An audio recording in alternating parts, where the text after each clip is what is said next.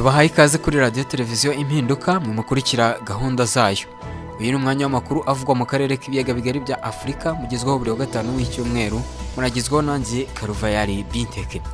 Tubibutse kandi ko mushobora gukomeza gushyigikira radio televiziyo yanyu musagiza inshuti zanyu gahunda zacu. Tuyahere mu Rwanda.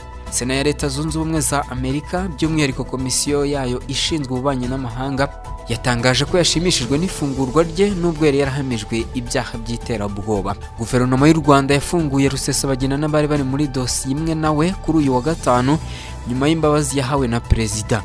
Bivugwa ko Rusesabagina yandikiye Perezida Kagame asaba imbabazi z'ibyaha yakoze, ari nabyo byatumye akatirwa igifungo cy'imyaka 25, yiyemeza kutazabisubira naramuka babariwe, nubwo harabavuga ko ibi byakozwe kubera inyungu za politiki ndetse n'igitutu cya Amerika. Umuvugizi wungirije wa guverinoma y'u Rwanda Mukurarinda Ale yagaragaje ko kuba Paul Rusesabagina, Nsabimana Callixte bakunze kwita Sankara na bagenzi be bahawe imbabazi na Perezida wa Repubulika ari ibintu bisanzwe.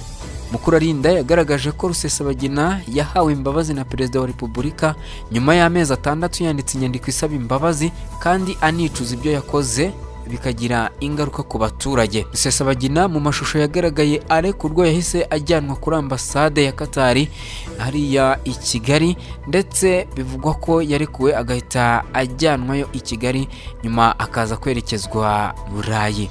Rusesabagina mu ibaruwa isaba imbabazi yavuze ko narekurwa azasubira muri Amerika kubana n'umuryango we, akirinda gusubira mu bya politiki ishobora kumukururira gukora ibindi byaha. Senateri Jimmy Rich ukuriye abo mu ishyaka ry'aba Republike muri Sena ya Amerika, komisiyo ishinzwe ububanyi n'amahanga, yasohoye itangazo agaragaza ko bashimishijwe n'ifungurwa rya Rusesabagina Paul. Naho muri Kenya, inzego z'ubuzima muri iki gihugu zatangaje ko kuwa mbere hari umusore wapfuye nyuma yo kurasirwa mu myigaragambyo imaze iminsi iri muri iki gihugu, abo wa kabiri umaze gupfa muri ubu buryo. Amakuru dukesha BBC avuga ko uyu musore yarasiwe mu myigaragambyo yabereye mu mujyi wa Kisumu uherereye mu burengerazuba bwa Kenya, gusa ntibiramenyekana niba yararashwe n'inzego za leta. Aya makuru kandi yashimangiwe na Jaramogi Odinga uyobora ibitaro bya Kisumu. Uyu musore yahise ajyanwamo. Ati umuntu umwe yararashwe arapfa, nubwo ari umuntu wa kabiri upfuye arasiwe muri iyi myigaragambyo nyuma ya mugenzi we wigaga muri kaminuza warashwe n'abapolisi, naho uyu akaba ari umusore utaramenyekana ku myirondoro ye.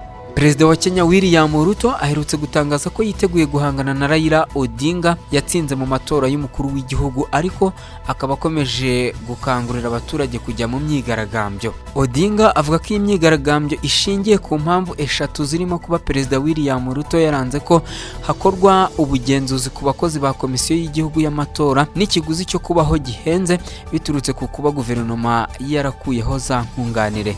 Raila Odinga kandi anenga ikene wabo mu miyoborere ya Kenya kuba Perezida Ruto atarahaye ijambo abandi bafatanyabikorwa mu mavugurura yakozwe muri komisiyo y'amatora ndetse n'ibyo guverinoma yasezeranyije abaturage ntibikorwe. Dukomereze muri Uganda, aho Minisitiri ushinzwe itangazamakuru muri iki gihugu Dr. Chris Buryomunsi yatangaje ko mu minsi mike iri imbere Perezida w'iki gihugu Yoweri Kaguta Museveni azashyira umukono ku mushinga w'itegeko uteganya ibihano ku batinganyi bishobora no kugera ku gifungo cya burundu. Ibi Minisitiri Dr. Chris Buryomunsi yabigarutseho kuwa gatanu tariki 24 Werurwe 2023 ubwo yari mu muhango w'ihererekanya bubasha ku bayobozi bashya b'ihuriro rishinzwe inozabubanyi muri Uganda.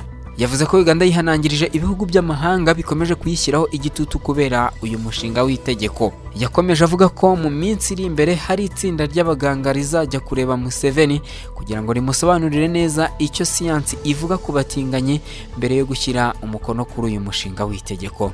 Ubutinganyi bwari busanzwe bubujijwe muri Uganda, ariko nta bihano bikomeye byari biri mu itegeko. Umushinga w'itegeko wemejwe n'inteko ishinga amategeko urimo ko bibujijwe kwamamaza no gutera inkunga amatsinda y'abatinganyi n'ibikorwa byabo, ndetse ko ibikorwa by'ubutinganyi bikwiye guhanishwa igihano cyo gufungwa burundu. Leta Zunze Ubumwe za Amerika, Ubwongereza n'Umuryango w'Abibumbye byagaragaje impungenge kuri uyu mushinga w'itegeko. Komiseri w'Umuryango w'Abibumbye ushinzwe uburenganzira bwa muntu Volker Turk yasabye Museveni kutemeza uyu mushinga nk'itegeko. Tuyasoreze muri Kongo, aho sosiyete sivile yo muri Maniema yanenze uburyo leta yakoze ihuriro ry'imitwe y'inyeshyamba ngo barwanye umutwe w'inyeshyamba wa M23, isaba leta guca bugufi ikaganira na M23. Ibi byagarutsweho kuri uyu wa 27 Werurwe mu nama yabahuje bari kurebera hamwe uko bazakorana na guverinoma irimo abahoze barwanya leta, nyamara ubu bakaba barayinjijwemo.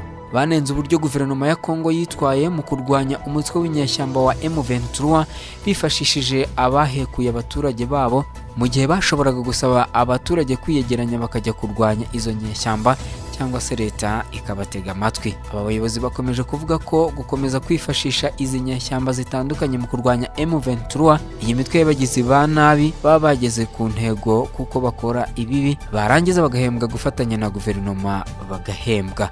Amakuru ya none kuri radio televiziyo Impinduka tuyasoreje aha. Mwakoze kubana natwe, turabakunda, naho kuwa gatanu utaha.